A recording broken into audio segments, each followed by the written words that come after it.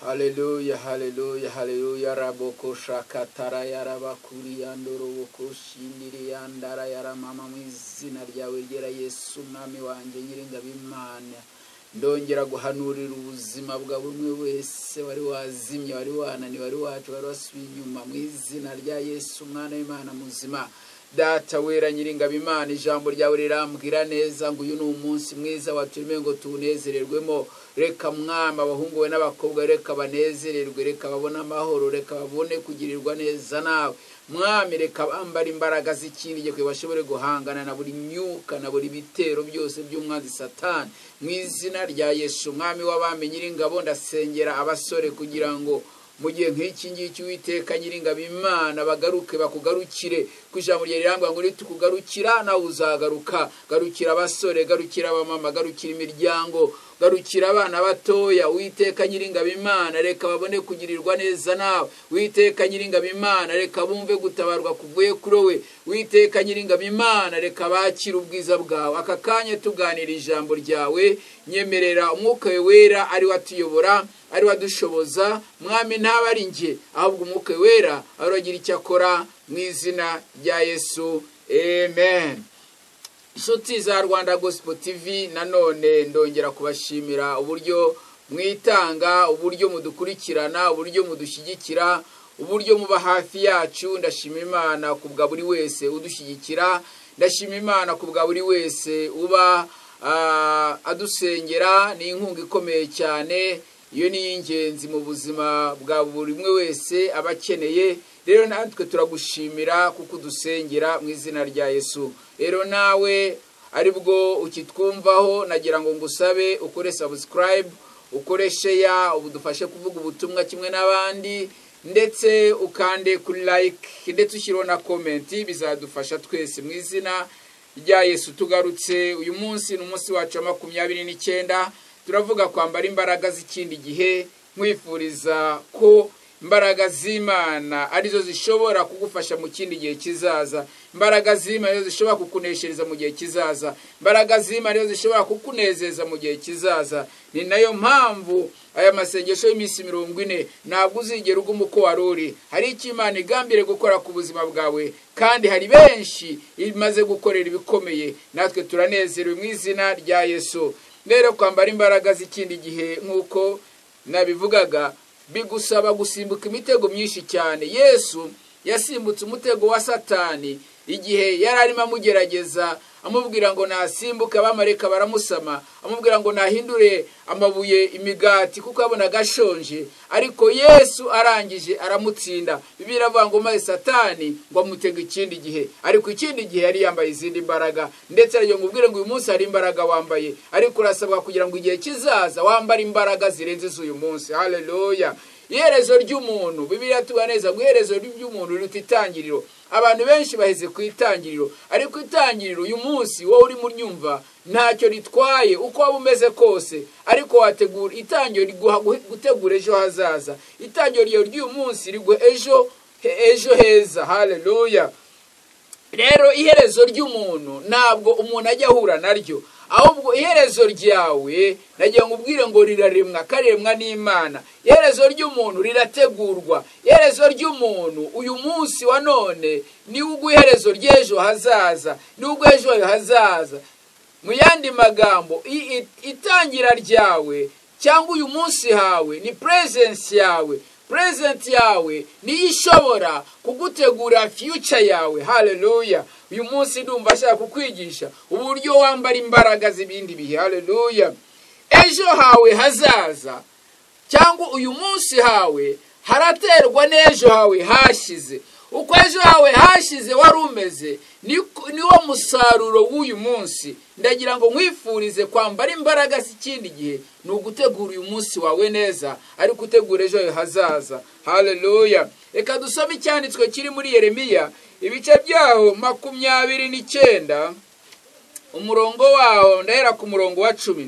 Haravuga ngo ahubwo Uwiteka aravuga ati imyaka 70 yahanuwe i Babuloni nishira, nzabagenderera mbasohoreze ijambo ryanjye ryiza rituma mugaruka ino haleluya. Iri ni ijambo ry'Uwiteka umwami Imana, ngo Uwiteka aravuga ngo imyaka 70 nishira Uwiteka umwami Imana azagaruka kubagenderera. Bivuga muri future, biva muri icyo gihe uburyo bari babanye n'Imana, uburyo bumvaga Imana, uburyo bagendanaga n'Imana, uburyo Imana yababonaga. Nayo irababwira ngo muri iyo myaka nzongera mbagarukeho, nzongera mbagenderere. Uwiteka umwami Imana iyo yakugendereye ntabwo akugumisha uko waruri, cyangwa naguguma kuba uko waruri. Ni nayo mpamvu yababwiye ati imyaka 70 Imana iguhaye igihe. Birashoboka yuko ababisaba imyaka 70, ariko ishobora kuguha iminsi 7, ishobora kuguha iminsi 70, ishobora kuguha amezi 7, ishobora kuguha imyaka 7. Nagiye nkubwire ngo icyo gihe cyose Imana yaguhaye, impamvu Imana igiguha igihe, haleluya, Imana iguha igihe niyo ntuzitotombe ko yaguhaye igihe kirekire, kuko impamvu yaguhaye icyo gihe nuko uzaba ukiriho. Ntabwo Imana yaguha igihe uzaba utakiriho. Imana ikubwira imyaka 100, menya ngo iyo myaka 100 uzaba uhari, uzaba ukora, uzaba nubwo uzanyura mu bikomeye, ariko uzabinyuramo ugeze kuri ya myaka Imana yaguhaye, haleluya. Ngo imyaka 70 nishira, ntabwo mu by'ukuri yari myinshi yumvise, ariko ntabwo yagombaga kuba ikibazo, ahubwo Imana yongera kugaruka ikabambika izindi mbaraga. Murongo waho ukurikiyeho wa 11 aravuga ngo erega nzi ibyo nibwira nzabagirira, ni amahoro si bibi, kugira ngo mbareme mu mutima w'ibyo muzabona hanyuma. Niko Uwiteka avuga.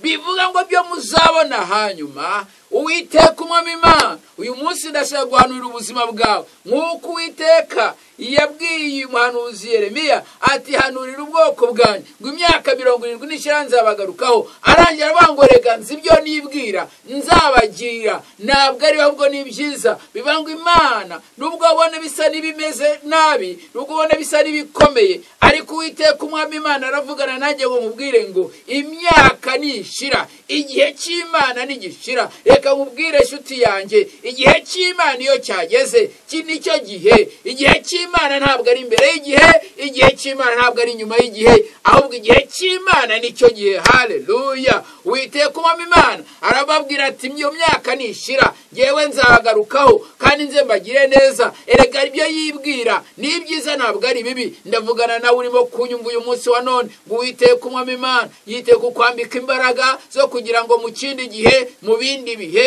Imana igira icyo ikora ku buzima bwawe, Imana igira icyo ikora ku muryango wawe, Imana igira icyo ikora muri business zawe. Mu izina rya Yesu Imana irimo iragutegura wa musore, Imana irimo iragutegura kugira ngo igihe gishyitsi gukoreshe nawe uyikorere unezerewe. Ndakubwira nshuti yanjye, wa mupapa we, urugo rwawe nubwo rimwe amarira, ariko humura. Uyu munsi Imana ikuntumyeho ngo humura, kuko Imana yiteguye kugaruka mu rugo rwawe, yiteguye kugaruka mu muryango wawe, kandi ibyo yibwira kukugirira ni byiza gusa. Mu izina rya Yesu, nk'uko nababwiye inshuti zanjye, Imana ije kugira icyo ikora mu rugo rwawe, Imana ije kugira icyo ikora mu buzima bwawe. Reka nshuti yanjye tujye imbere y'Uwiteka umwami Imana, dusenge Imana. Imana ntabwo izakureka gusa, ahubwo Imana iteguye kugira icyo ikora. Guhera uyu munsi wa none, uyu munsi wa 29, turabura iminsi 11 mu minsi 40. Kurikira televiziyo, ukurikirana abakozi b'Imana bahanyura. Icyo nzi neza uzahabwa umugisha, kandi Imana iteguye kuguha umugisha mu izina rya Yesu. Ndagushimiye mwami mwiza, gushimira ubuntu n'imbabazi bye bihoraho. Mana nyiribihe, ndasengera wari urwaye aka kanya mu izina rya Yesu. Tuma ijambo ryawe rigakiza, reka ijambo ryawe rikiza rimanukiye ku buzima bwo murwaye mu izina rya Yesu. Nuvuga amazi iminsi arwaye, Mana nyiribihe, kuko Uwiteka ijambo rye rimbwira neza ngo uzi ibyo wibwira kutugirira si biba ubwo ni byiza. Mana nyiribihe, reka be muzima, reka be muzima, uwo mugongo ukire, umutwe ukire mu izina rya Yesu. Urugingo rwe rwose rwari rurwaye, ndategetse mu izina rya Yesu, reka be muzima, reka amaso ye yongera abone neza mu izina rya Yesu. Witeka nyiringabo Imana, reka amarira ari muri urwo rugo aguhera umunsi wa none mu izina rya Yesu, reka vemo kandi Uwiteka ijambo rye rirambwira ngo kurira kwararira umuntu impundu zikavuga bukeye. Mana nyiribihe, reka bumukere, reka abone igitondo cy'umugisha, reka abone amahoro mu rugo rwe ndetse n'umuryango we, yongera abonemo amahoro, agubwe neza, amererwe neza muri byose. Kandi uyu munsi wa none Nyiringabo Imana, wambika imbaraga abantu bawe zo kugira ngo bashobore kugira ngo ejo heza, mu izina rya Yesu, amen. Wari udukurikiye, Imana iguhe umugisha. Turakomeza ejo, kandi icyo nzi neza, Imana yiteye kugira icyo ikora ku buzima bwawe. Kandi nagiye nkubwire ngo niwitegura iyi minsi isigaye, Imana igiye gukora igitangaza ku buzima bwawe, mu izina rya Yesu. Telefone yanjye ni 0788430085. Ushobora no kutwandikira kuri email, ushobora gushyira kuri comment. Icyo tuzi neza, turabakunda kandi turabashyigikiye kandi turi kumwe namwe, mu izina rya Yesu, amen. Shalom, shalom, shalom.